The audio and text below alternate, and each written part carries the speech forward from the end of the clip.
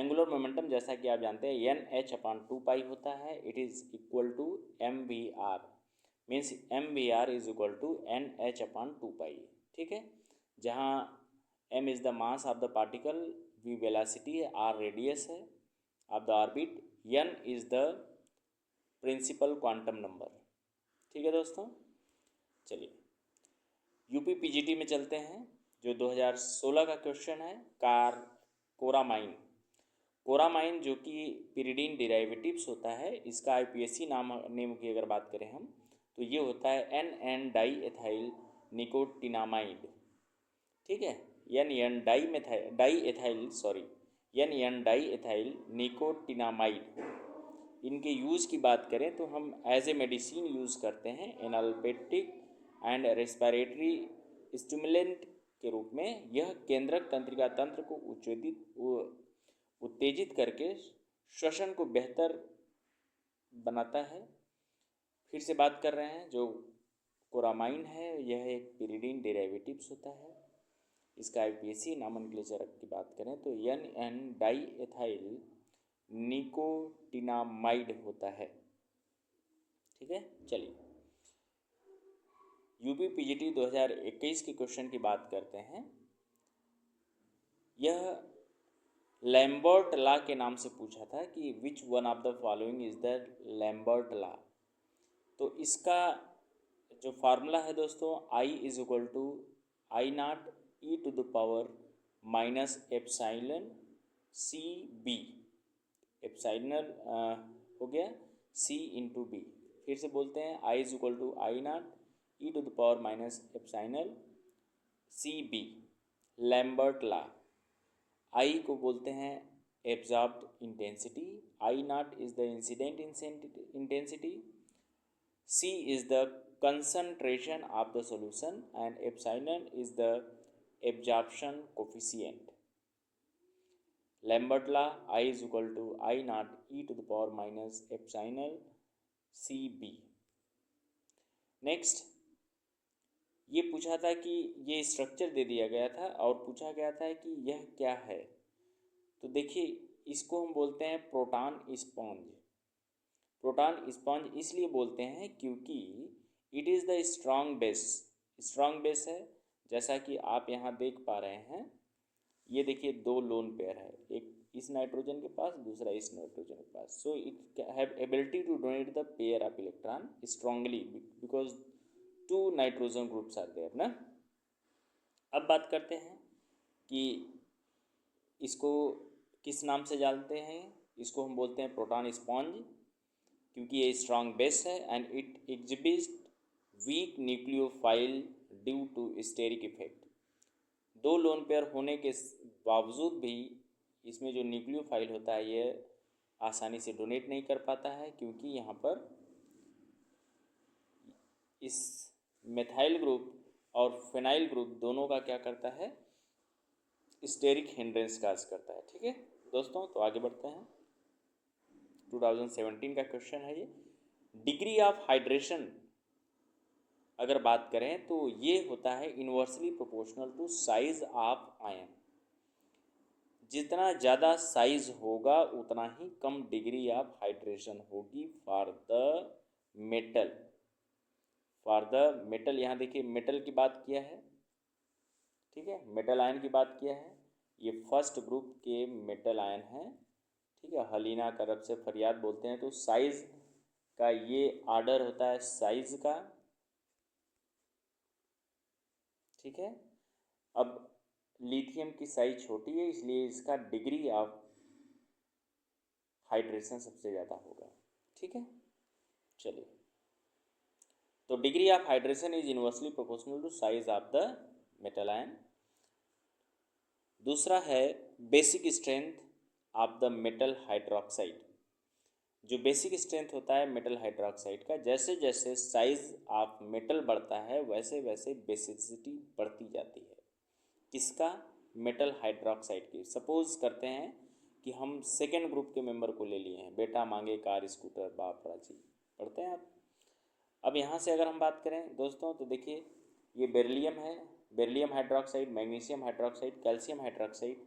जैसे जैसे साइज बढ़ रही है वैसे वैसे क्या हो रहा है, इनके बेसिक स्ट्रेंथ बढ़ रहे हैं। ठीक है, तो आप कह सकते हैं कि with increase the size of the metal the basicity of the metal hydroxide will increase. मतलब ऊपर से नीचे जब आप किसी ग्रुप में आएंगे तो उनके हाइड्रोक्साइड की बेसिसिटी क्या होती है, बढ़ती जाती है। अब बात कर रहा है कि निगेटिवली चार्ज किसकी बात कर रहा है, सोप की बात कर रहा है। कि जो सोप कोलाइडल सोल्यूशन से क्वेश्चन लिया गया है, the particles of soap solve in the water are negatively charge. जो वाटर मॉलिक्यूल्स होते हैं उनमें, सॉरी सोप जो होता है उसको जब हम वाटर में डिज़ोल्व करते हैं तो जो सॉल्व बनता है वो किस चार्ज का होता है, निगेटिव चार्ज। तो soap solve is the negatively charge particles. आगे बात करते हैं हाइड्रेशन एनर्जी और लैटिस एनर्जी में क्या डिफरेंस है। तो दोस्तों ionic solids are soluble in water. जितने भी आयनिक सॉलिड होते हैं वो वाटर में सॉल्युबल होते हैं और उनकी हाइड्रेशन एनर्जी ज़्यादा होगी कब, जब लैटिस एनर्जी से हाइड्रेशन एनर्जी उसकी ज़्यादा हो। मतलब वही आयनिक सॉलिड वाटर में डिज़ोल्व होंगे जिनकी हाइड्रेशन एनर्जी लैटिस एनर्जी से ज़्यादा होगी। Means for the given crystal, ionic crystal or ionic solid, if hydration energy is more than the lattice energy, then only that salt or crystal will be dissolved in water, otherwise it will not dissolve। मतलब hydration energy ज़्यादा है तो उसकी solubility ज़्यादा होगी water में। आगे बढ़ते हैं तो हम देख रहे हैं कि हाइड्रेशन एनर्जी, लैटिस एनर्जी वही चीज़ है। और लैटिस एनर्जी अगर बात करें तो लैटिस एनर्जी जो होती है वो होता है inversely proportional to size of cation या एनायन। मतलब जितना ज़्यादा साइज होगी कैटायन की या एनायन की उतना ही कम लैटिस एनर्जी होगी। इसका मतलब कि जो हमारे मॉडर्न पीरियोडिक टेबल की बात करें तो ऊपर टॉप पर जितने भी एलिमेंट हैं उनकी लैटिस एनर्जी ज़्यादा होती है, क्योंकि साइज बढ़ने पर लैटिस एनर्जी घटती है। दोस्तों बात करें यहाँ पर 2002 के क्वेश्चन से ही लिया गया है। हम क्वेश्चन इसलिए नहीं ले रहे हैं क्योंकि समय बचे हमारा। ये पूछा था कि which one of the following statement is correct. तो 3 स्टेटमेंट्स वर गिवन देयर, तीनों सही हैं। तो जब सही है तो हमको इन्फॉर्मेशन लेनी है, हमको तो क्वेश्चन सॉल्व करना नहीं है। The ratio of CP and CB for the monoatomic gases is 1.66। याद रखिएगा कि जो CP और CB का रेशियो होगा मोनोएटॉमिक गैस के लिए वह 1.66 होता है। The salt of strong acid and strong base do not hydrolyse. जो स्ट्रॉन्ग एसिड और स्ट्रॉन्ग बेस का साल्ट है तो हाइड्रोलाइज नहीं होता है। ठीक है दोस्तों। द इक्विलिब्रियम कांस्टेंट के depends on the temperature. Equilibrium constant जो होता है वो टेम्परेचर पर डिपेंड होता है। ध्यान रहे, it is very important point, क्योंकि हर कई सालों में देखा गया है इस क्वेश्चन को। आगे बढ़ते हैं। रूट मीन स्क्वायर वेलोसिटी, इसका फार्मूला होता है स्क्वायर रूट 3RT/m। यहाँ से भी क्वेश्चंस बहुत सारे मिले हैं। रूट मीन स्क्वायर वेलोसिटी आप फार्मूला देख लो, न्यूमेरिकल अपने आप सॉल्व कर लोगे। Root mean square velocity is equal to square root 3RT/m। m is the molar mass of the given molecule. R value पता है आपको, T इज द टेम्परेचर। अब रूट मीन स्क्वायर वेलोसिटी से question पूछा था कि हमारे पास ये देखिए SO2 है, CO2, H2S और NH3, इनको उनके रूट मीन स्क्वायर वेलोसिटी के ऑर्डर में लिखना था। तो आपको यहाँ से ये देखने को मिल रहा है कि जो रूट मीन स्क्वायर वेलोसिटी होता है ये मिल रहा है inversely proportional to square root of the molar mass. तो इसका मतलब जितना ज़्यादा मास होगा उतना कम रूट मीन स्क्वायर वेलोसिटी होगी। और यहाँ पर अमोनिया का मॉलिक्यूलर मास कम है, इसलिए इसकी रूट मीन स्क्वायर वेलोसिटी ज़्यादा होगी। ध्यान रहे, आप कह सकते हैं यहाँ से कि root mean square velocity is inversely proportional to the square root of the molar mass.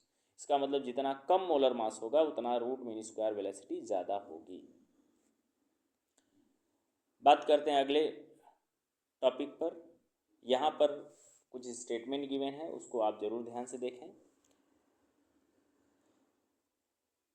Pertaining to liquid state, Troughton's rule is useful for the estimating the heat of vaporization of a liquid of its boiling point is known, जिसका boiling point known हो। Ramsay भैया बोले थे कि Ramsay and Shields equation shows the temperature of the surface tension, जिसके लिए उन्होंने formula दिया था F M M upon P power 2/3 is equal to K T C minus T minus 6। ये तीनों स्टेटमेंट करेक्ट था। वहाँ पर पूछा था कि which one of the following statement is correct. Optical acceleration is encountered in the compounds containing two liquid. तो ठीक है, यहाँ पर इनकम्प्लीट है, टू लिक्विड इसको देख लिया जाएगा। तो तीनों स्टेटमेंट हमारे करेक्ट थे।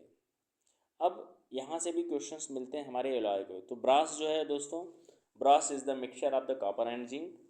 गन मेटल जिसे हम रेड ब्रास के नाम से भी जानते हैं, ये होता है कॉपर, टिन और जिंक।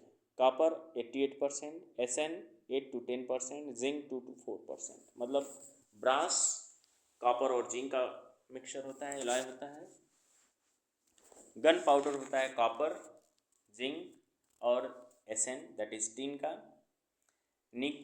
नाइक्रोम जो होता है ये निकल, क्रोमियम, आयरन, Mn मैग्नीज का होता है। निकल 75 to 78%, chromium 20 to 23%, iron less amount में होता है और वेरिएबल होता है, अपने अनुसार ऐड करते हैं लोग। Mn जो होता है 1.5% होता है। शोल्डर, लेड और टिन दोनों 50-50% में होते हैं। फिर से देख लीजिए, ब्रास कॉपर और जिंक का होता है। गन मेटल जिसे रेड ब्रास के नाम से भी जाना जाता है, कॉपर, जिंक और टिन होता है। नाइक्रोम जो होता है निकल, क्रोमियम, आयरन, मैग्नीज। मतलब अगर हम देखें तो एटॉमिक नंबर 25, मैग्नीज 26, 24 और 28।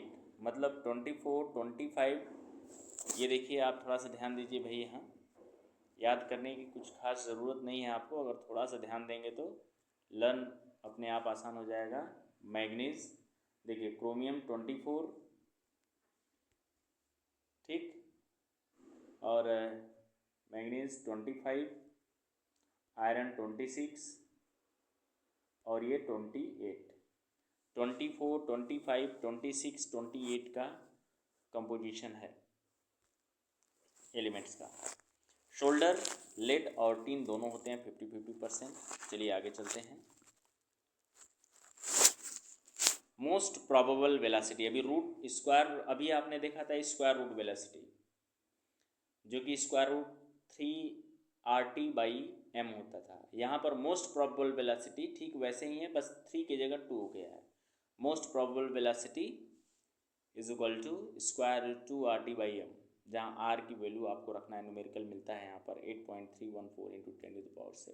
ध्यान दीजिएगा, एक न्यूमेरिकल भी हमने लिया है। मोस्ट प्रोबेबल वेलोसिटी इन, आपको फाइंड आउट करना है most probable, the most probable velocity in centimetre पर सेकेंड में MCQ था। आप the hydrogen molecule eight 27 degree Celsius will be. तो आपको पता है कि टेम्परेचर देखो बच्चा दिया है, temperature is given 27 degree Celsius, और इसको आपने केल्विन में कन्वर्ट किया तो 300 केल्विन हो गया। हाइड्रोजन मॉलिक्यूल है तो उसका मोलर मास 2 हो जाएगा। आर की वैल्यू अभी हमने बताया कि 8.314 × 10⁻⁷ रख लेना। जब इसको रखोगे और सॉल्व करोगे तो इस क्वेश्चन के लिए आता है आंसर 15.8 × 10⁴ सेंटीमीटर। फिर से ध्यान दीजिए, most probable velocity is equal to होता है square root 2RT/m। m is the molar mass of the solute.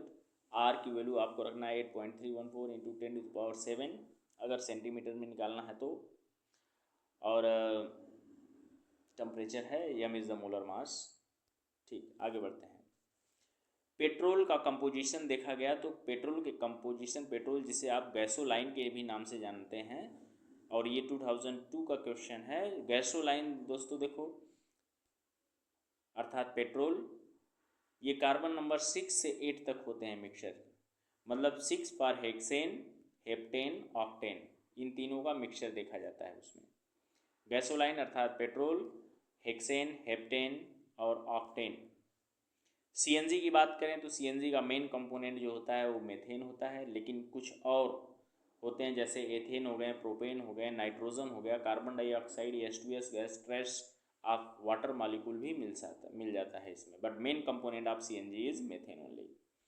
LPG composition की बात करें तो प्रोपेन होता है, ब्यूटेन होता है, पेंटेन होता है, मेथेन होता है और एथेन वेरिएबल होता है। लेकिन एलपीजी की बात करें तो मेन कंपोनेंट, अगर एलपीजी की बात करें तो प्रोपेन और ब्यूटेन को ही बोला गया है। Propane and butane is the main composition of the, means carbon number 3 और 4 की बात करें तो ये मेन होते हैं जो एलपीजी में होते हैं। साइन गैस कार्बन मोनोऑक्साइड और हाइड्रोजन का मिक्सचर होता है, जिसे वाटर गैस भी बोलते हैं और सिंथेटिक गैस भी बोलते हैं। Syngas carbon monoxide and hydrogen, syngas carbon monoxide and hydrogen, जिसे वाटर गैस के नाम से भी जानते हैं आप, और सिंथेटिक गैस के नाम से भी जानते हैं। प्रोड्यूसर गैस की बात करें तो प्रोड्यूसर गैस का मेन कंपोनेंट जो होता है कार्बन मोनोऑक्साइड और नाइट्रोजन होता है, जबकि हाइड्रोजन और कार्बन डाइऑक्साइड भी इसमें मिलते हैं। That is producer gas carbon monoxide, nitrogen, carbon dioxide और हाइड्रोजन तीनों होते हैं, लेकिन main component of the producer gas is carbon monoxide and nitrogen. चलिए दोस्तों, ग्लूकोज, फ्रक्टोज और मैनोज, ये जो तीनों हैं इनको हम reducing sugar, glucose, fructose, mannose, तीनों को रिड्यूसिंग शुगर के नाम से जानते हैं। रिड्यूसिंग शुगर अर्थात which can reduce by the Tollens reagent, जो टॉलरेंस रीजन को रिड्यूस कर सकें। और टॉलरेंस रीजन को रिड्यूस कर सके मतलब टॉलरेंस रीजन टेस्ट देता कौन है, कौन देता भाई, जो एल्डिहाइड ग्रुप होते हैं, अर्थात ग्लूकोज, फ्रक्टोज और मैनोज जितने भी होते हैं इसमें कार्बोनिल ग्रुप, इनका एल्डिहाइड वाला ग्रुप एक्टिव मोड में होता होगा, इसीलिए। चलिए अब हम बात करते हैं adsorption, the phenomena of adsorption of gas on the solid surface at high pressure पर। देखो जीरो ऑर्डर होता है फेनामेना ऑफ एडजॉर्प्शन। जब एडजॉर्प्शन का जो हम फेनामेना बताते हैं, एडजॉर्प्शन का फेनामेना किसके लिए, गैस का ऑन द सॉलिड सरफेस। अगर हाई प्रेशर है तो ज़ीरो ऑर्डर, लो प्रेशर है तो फर्स्ट ऑर्डर, और एट इंटरमीडिएट प्रेशर थोड़ा बहुत बीच का हो तो उनका जो ऑर्डर ऑफ रिएक्शन होगा वो फ्रैक्शनल होगा। मतलब कि जो एडजॉर्प्शन ऑफ गैसेस होता है सॉलिड सरफेस पर, अगर हाई प्रेशर है तो ज़ीरो ऑर्डर, लो प्रेशर है तो फर्स्ट ऑर्डर, इंटरमीडिएट प्रेशर है तो fractional order. That is high pressure zero order, उल्टा हो रहा है, high pressure zero order, low pressure first order, intermediate fractional. चलिए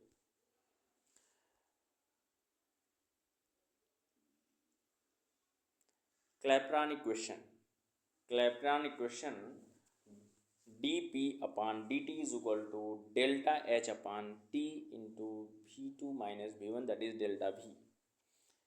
क्लैपेरॉन इक्वेशन की बात करते हैं तो ये dP upon dt is equal to delta H upon T V2 minus V1, ठीक है। It is applied to the equilibrium between any two phases of the same substances।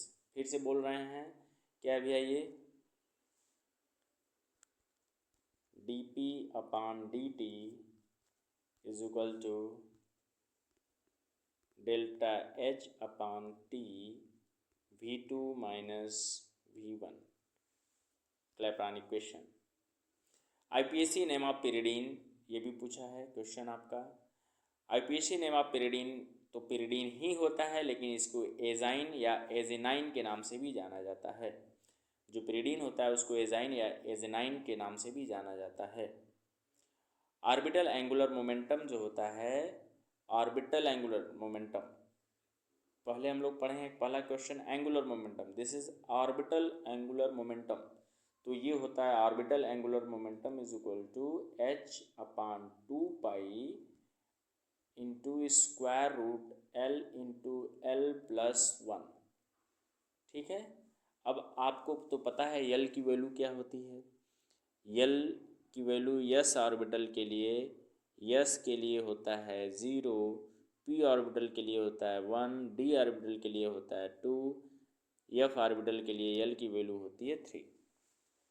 ठीक है, तो वैल्यू पुट करते जाइए, आगे बढ़ते जाइए। Orbital angular momentum is equal to h/2 into square root L+1। ठीक है दोस्तों, तो अब इस क्लास को यहीं स्टॉप करते हैं। धन्यवाद।